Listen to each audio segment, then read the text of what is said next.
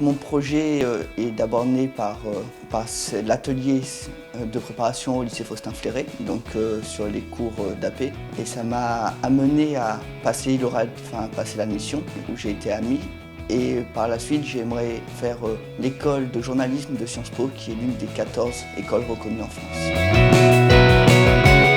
Comme je vous l'ai dit, ce projet est né avec l'aide de l'atelier de préparation à Sciences Po dans le lycée Faustin Fléret. Donc c'est un atelier que j'ai commencé dès la première, où j'ai fait de nombreuses rencontres qui m'ont marqué, qui m'ont vraiment donné l'envie d'intégrer cette école d'excellence.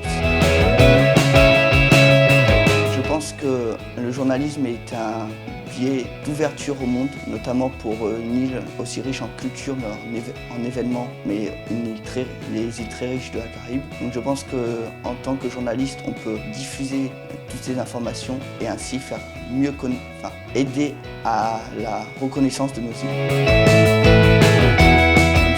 Que de nom et depuis peu de temps. Je pense que c'est Amadou Diallo, c'est un réfugié guinéen qui est bloqué dans un camp en Grèce, sur l'île de Lesbos. Et malgré ses différentes péripéties pour quitter la Guinée en tant qu'orphelin, arrivé en Europe, il a réussi à intégrer Sciences Po, qui est quand même une école d'excellence. Je pense que c'est vraiment lui qui représente pour moi cet idéal de personne qui ne renonce jamais et qui mérite cette place.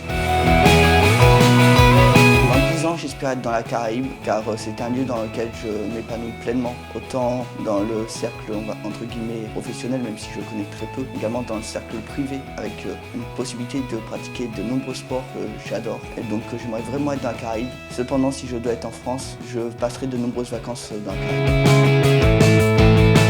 Je pense que c'est la situation de Mark Twain. Ne savait pas que c'était impossible, donc ils l'ont fait. Car quand j'ai commencé Sciences Po, pour moi c'était une école qui était trop bien pour moi. Je me pensais ne pas être en capacité de l'intégrer. Et j'ai vraiment j'ai vraiment présenté le concours pour me dire que je continue l'atelier et que c'était intéressant pour le bac. Cependant, aujourd'hui j'y suis, donc je pense que ça me représente pleinement. Je pense que mon plus beau souvenir, ça a été la rencontre avec Patrick Poivre d'Arvor dans mon lycée, car ça a été l'un des plus grands journalistes français qui a présenté JT de TF1 pendant de très nombreuses années. Et il a vraiment éveillé cette envie en moi de devenir journaliste, tout en appuyant sur le fait qu'on avait une chance inouïe d'avoir ces procédures pour intégrer Sciences Po dans notre lycée et qu'on devait saisir cette chance car de nombreuses personnes ne l'avaient pas. Je pense qu'il ne faut jamais renoncer. Même si vous n'avez pas été pris, croyez en vous et vous allez faire de grandes choses.